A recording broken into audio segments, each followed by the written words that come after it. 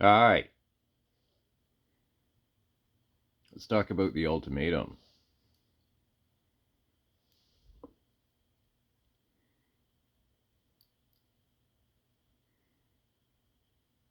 I wasn't even aware of American knives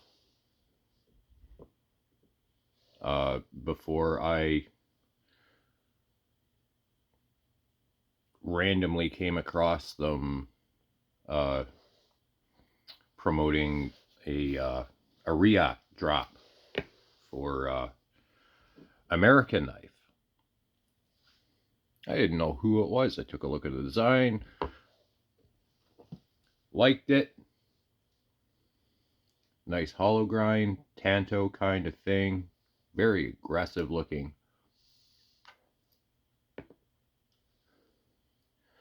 But they were like 420 something US dollars made by Riot. It was just out of my range. Plus, by the time I actually went looking for one, anyway, they were pretty much gone. The price tag was just not for me, though. And then almost immediately, like a month later, what do I see on AliExpress? Not this one, but the more true to form Riot version with the inlays on these sides. One with had a micarta inlay, and the other had a titanium Damascus inlay. I tried to get a hold of the titanium Damascus inlay version after getting my hands on this, and I couldn't find it in stock anywhere on AliExpress. Now, these are made by the YangJiang factories, the same ones that do Tucson and Bestec and a little bit of Kunmu stuff. YangJiang. Ah, there we go.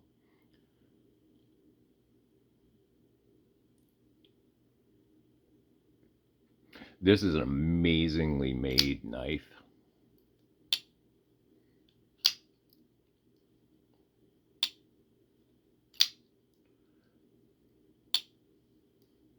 And I've done a couple of things to it. I have swapped out the bearings. I have swapped the entire pivot for a Tucson pivot. And I got rid of those overly long thumb studs with some Damascus ones.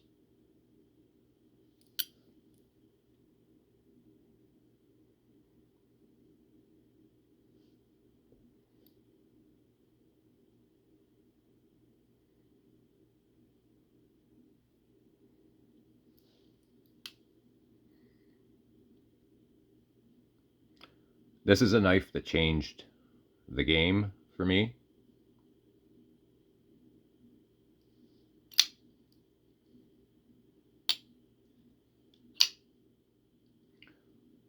I may have talked about that before, previously, about knives that have absolutely changed how I view and select which knives. Not only that I'm going to be interested in, or what I look for.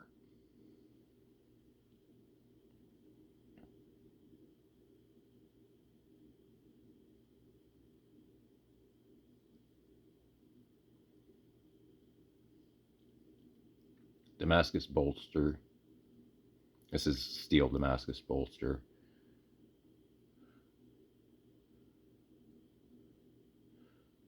Bead blast and splatter anodized.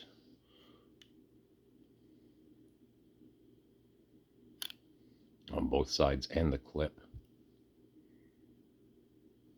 This thing is gorgeous in sunlight.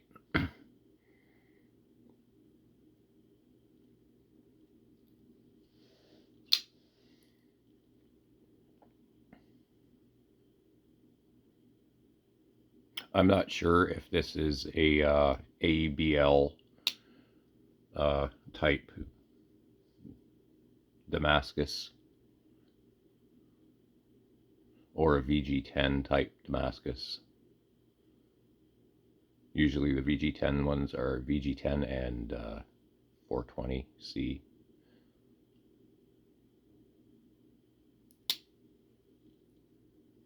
I have a couple of 420 knives,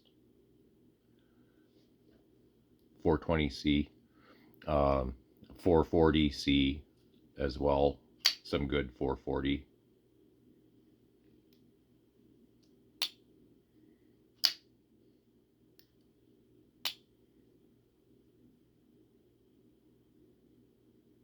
The Damascus steel mix is ABL 34 and what is it?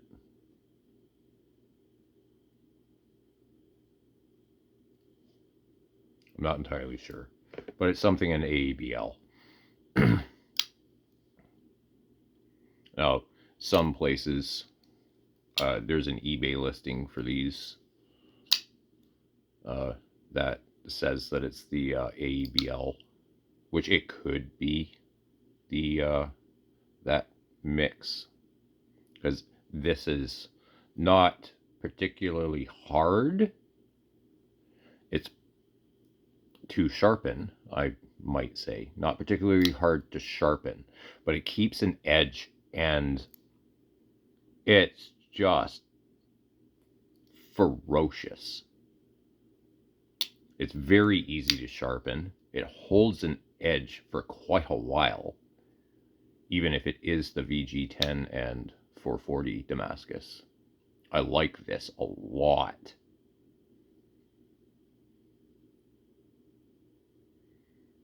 It is ladder pattern. The Damascus goes in like waves, which really helps with how that edge interacts with the material that you're cutting.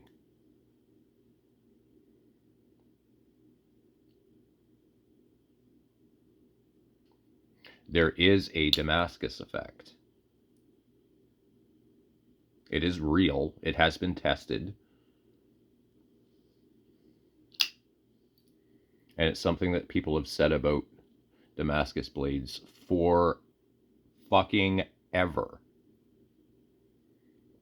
Is the mix of the two different types of blade steel affects the carbide forming and gives it like tiny micro serrations at the carbide level when you get down to the sharpened edge,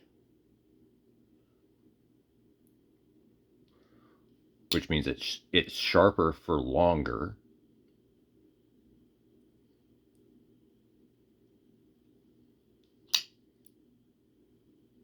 And that's a bloody good thing. The action on this one was a little slow out of box. Most of these Chinese knives, especially the no-name ones, they don't get their tuning right. Sometimes they're close, and they just need a little bit of adjustment. This was one of those. It was a little slow out of the box, and it needed adjustment. And I didn't know how the fuck to take the fucking thing apart. Where the hell's the body screw? Like, how to, like, is it some sort of, like, channel lock in there, and it's just the pivot? So I took the pivot out, and the fucking thing still wouldn't come apart. And then I looked inside and saw that. One little tiny T6 screw in there holding the backspacer pieces together to hold the handles together. It's 2 bloody screws. You got your pivot and that itty bitty T6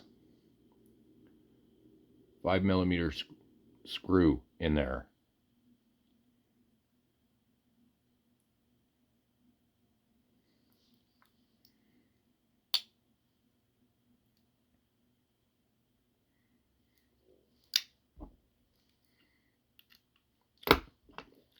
And for that, you need something like this. You need a long bit. Either a long bit on one of these, one of the skinny ones, or just something like this. This tool came with this.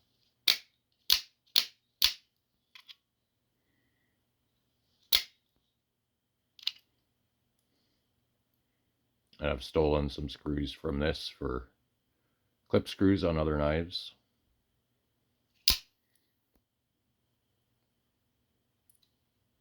This one doesn't get carried. It's just used as a tool next to my workspace.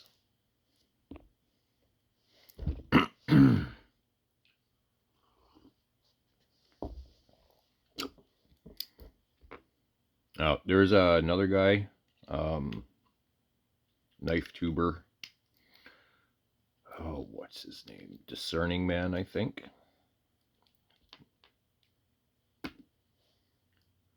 Did I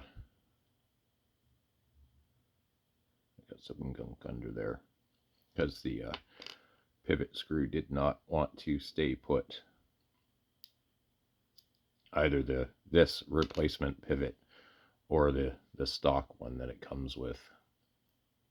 I'll just put a little bit of Loctite under there and let it gunk up. I don't like putting Loctite or glue of any kind in my screw threads at all. And with this one, this stupid fucking thing, it's a great design.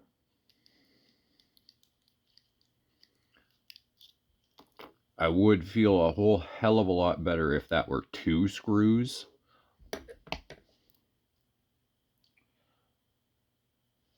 Holding the rest of the knife together, not just that one.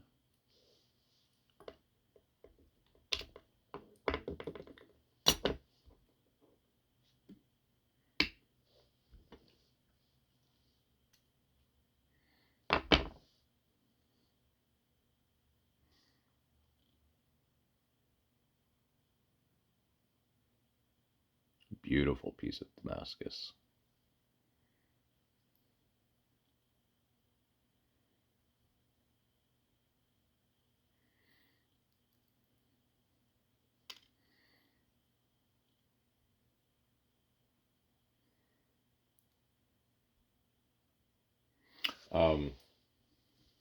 This comes with 6mm, 1.6 mil,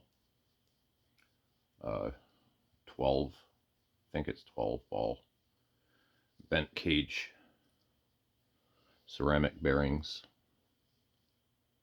which are fine.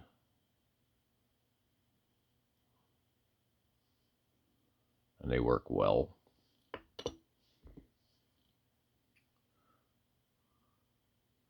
But most knives that come with this kind of milled tracked race washer. This is a race washer. A flat washer is just a flat washer. A race washer has the the race for the bearing.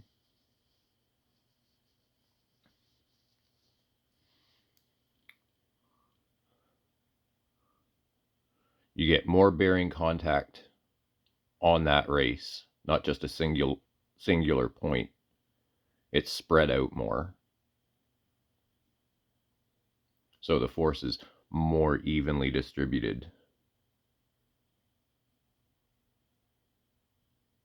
and it just makes for a better bearing experience overall. Now, technically, if you want to do things absolutely right, you would mill this thin enough as well to accept another one of these. So you have those curved races on both sides of the bearings, not just on one.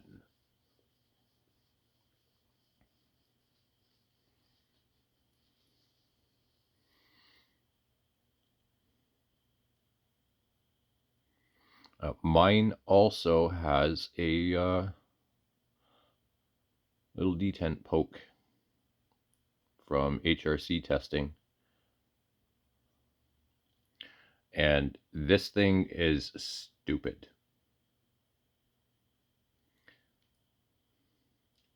This thing, even if it's the cheap stuff, this thing had a an HRC of 62, 62.5, 62.7.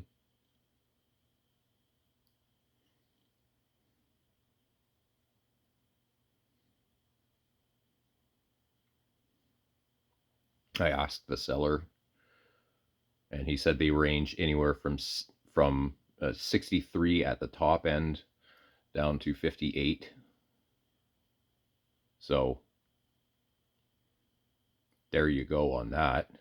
That's a huge range in hardness, but I seem to have gotten a pretty good one.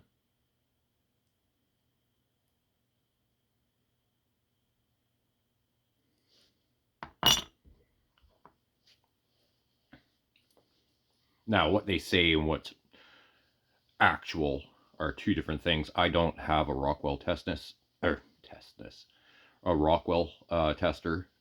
I don't know anybody in my in my area that has one either, so I cannot confirm or deny the claims of it being close to 63, but definitely about 62.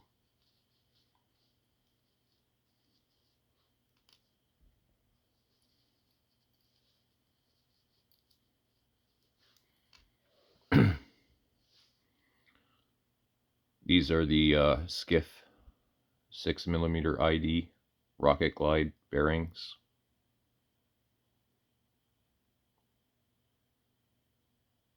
Beautiful, beautiful bearings.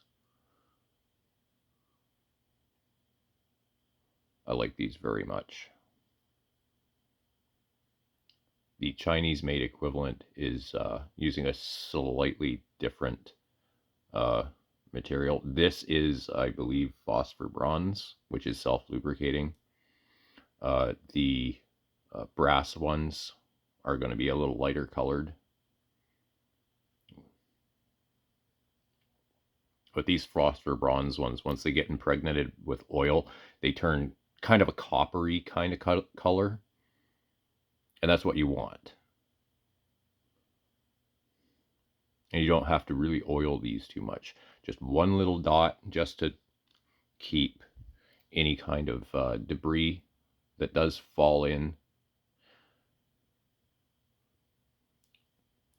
out of the running surface of the bearing.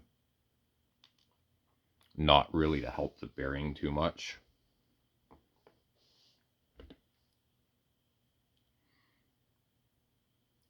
Don't take this off. These two pieces here, this little tab,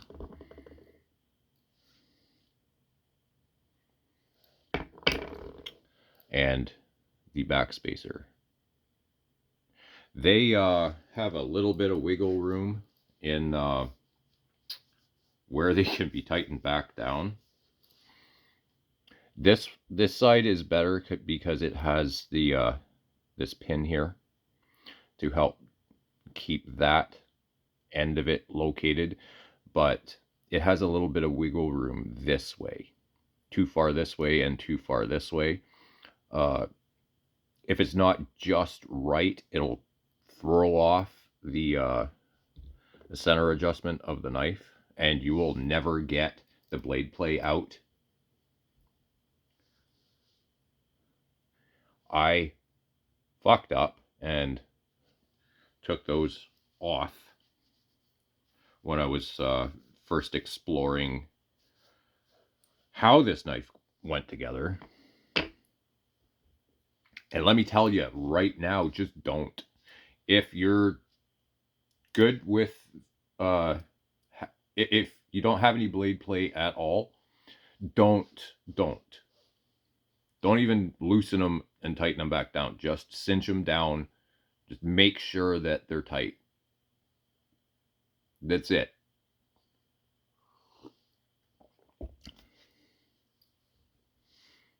Because there's only 2 points that affect the, well, 3 points that affect the tuning of this knife.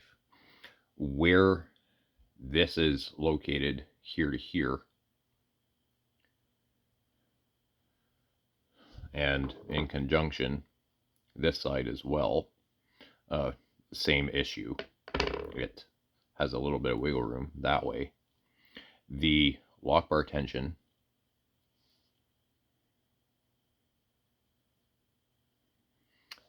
and the front pivot.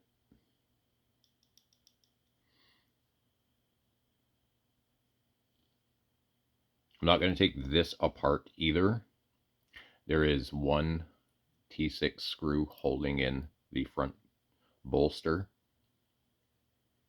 There are 2 small T6 screws holding in the outer titanium handle, and 1 T6 screw holding in a captive pocket clip. There's a pocket in the scale that perfectly matches the contour of the butt end of the pocket clip.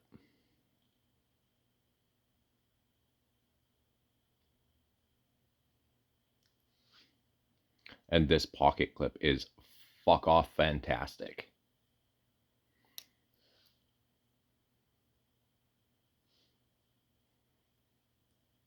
It's a machined bent clip.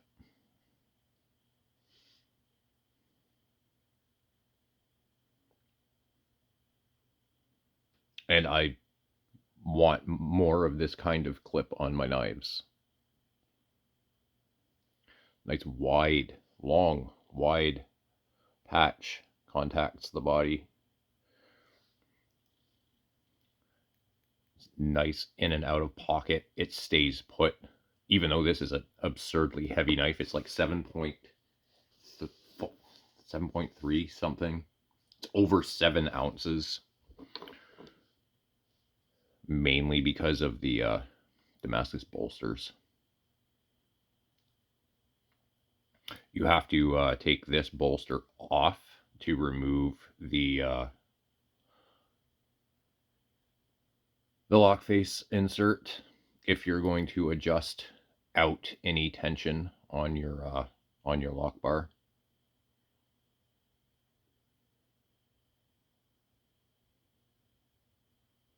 It's a minor inconvenience, but being that it's only 1 screw that holds this in, the seam here is really hard to get back to where it needs to be, so you don't feel it and it's not catching your finger, because the corners of those are very angular, very sharp, and you will definitely feel it if it's not aligned properly. It goes for both pieces and on both sides. If they're not aligned properly, you're going to feel that gap, and it's not just a matter of adjusting one of them. You have to adjust the 2 of them together at the same time. It just adds another level of complexity. when you're dealing with fitting multiple pieces, especially when it's just a straight flush fit. If this had some kind of curvature to it, it would go back much easier. And you wouldn't have to play with alignment really at all.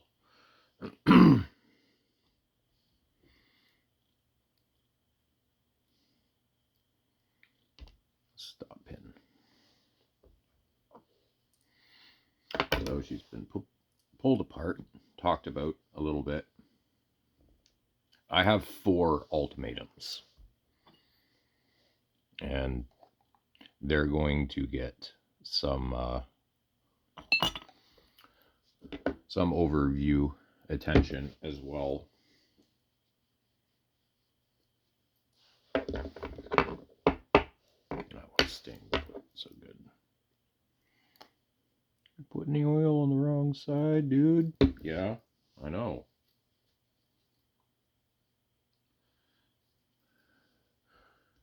I know I am. Because I want this bloody rinse washer to stay put.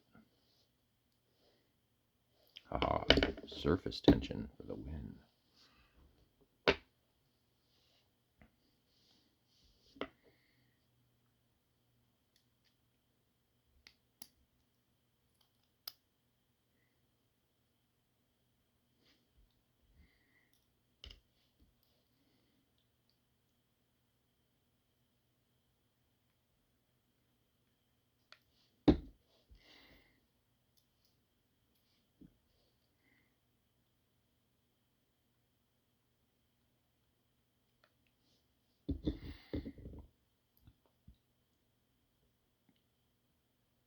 Oh, that's too much.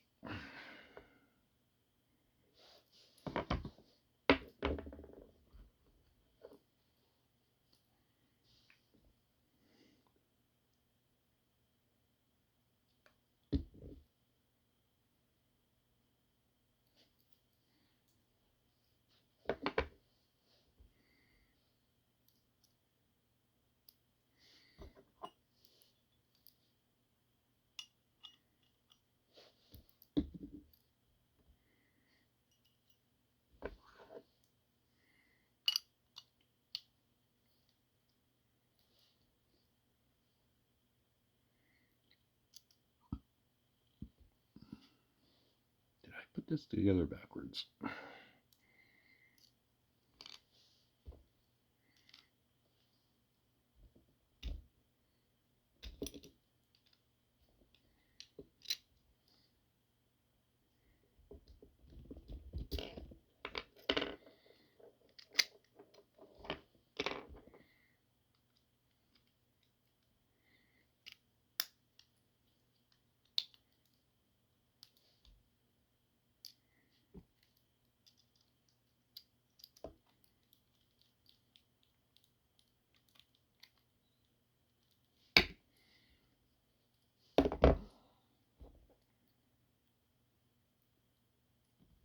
Important that your driver can do this for this part.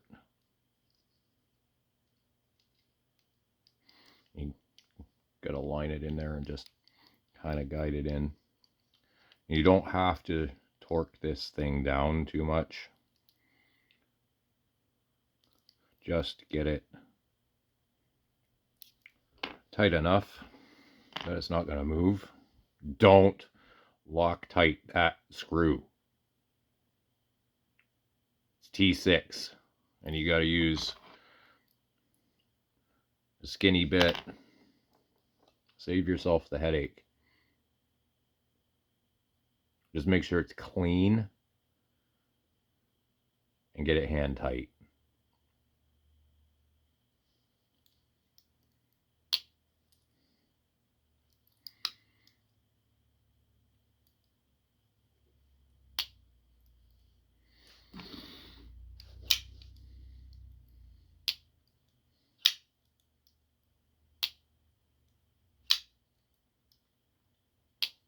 This is also a fidget monster of a knife.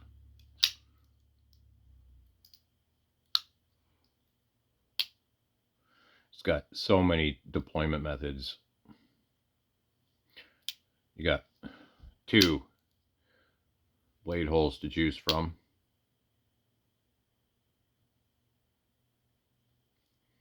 I go from the bottom one, the top of the bottom one. You can use the thumb stud, middle finger flick, thumb flick. You have a flipper, back flipper, and a front flipper, which you can roll and thumb flip.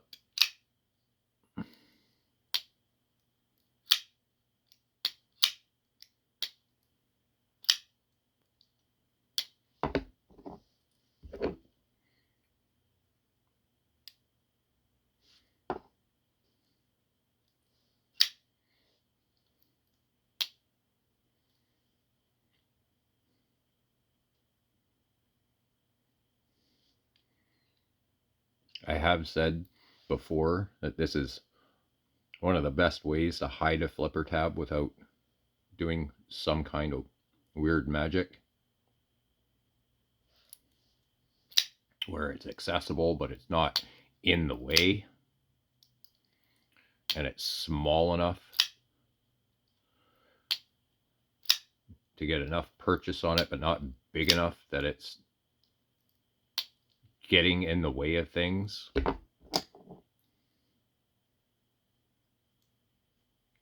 Just about the same kind of concept there.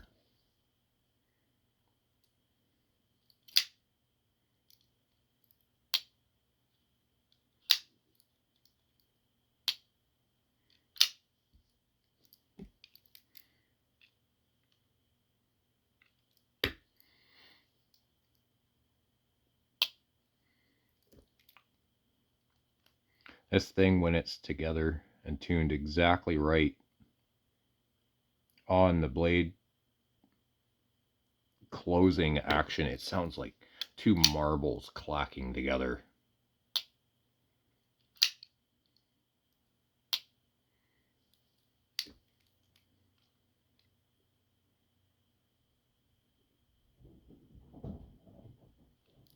And I kind of attribute that to, if this is on the higher end of HRC, combined with the hardened stop pin, which I don't know what the hardness on that is, but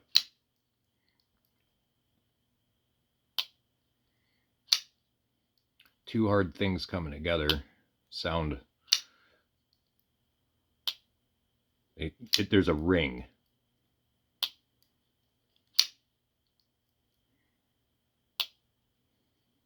That I don't know the camera is picking up on.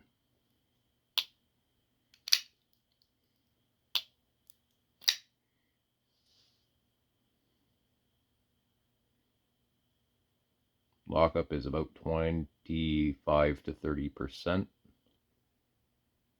Fully happy with that. There's nice area to get disengagement. It is proud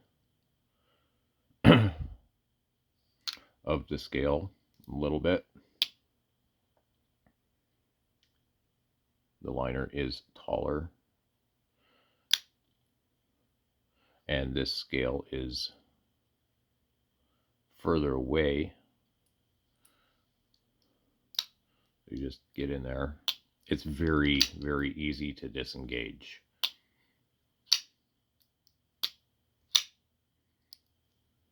Again, fidget monster.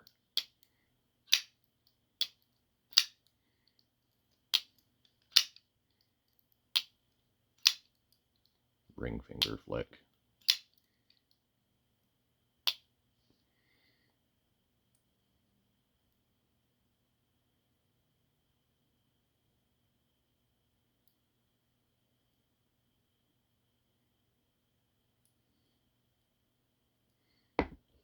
Awesome.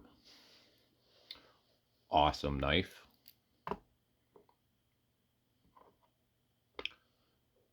There's about 5 or 6 different variations of the Ultimatum style. There's 2 main styles that are floating around right now. Well, 3.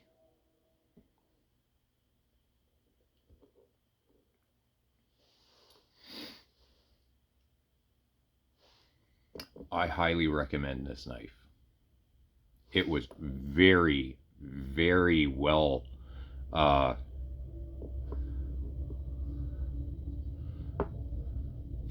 made.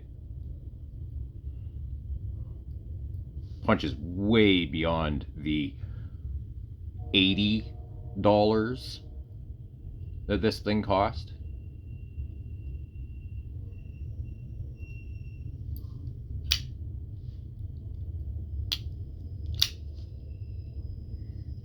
I haven't even talked about the hollow grind. There's 2 different blade grinds for these.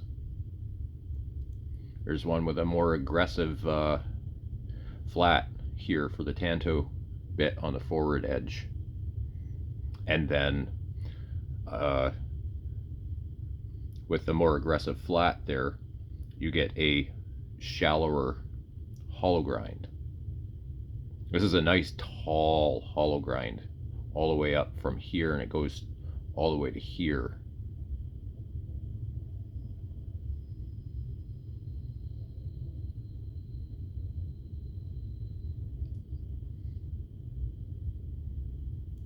This is a better blade grind than the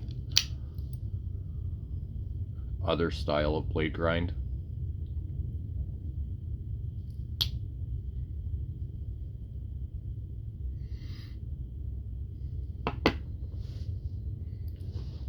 But holy fuck, for $80, just impressed. Impressive as fuck.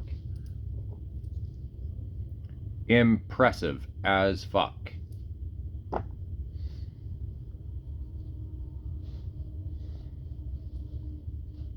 See you in the next one.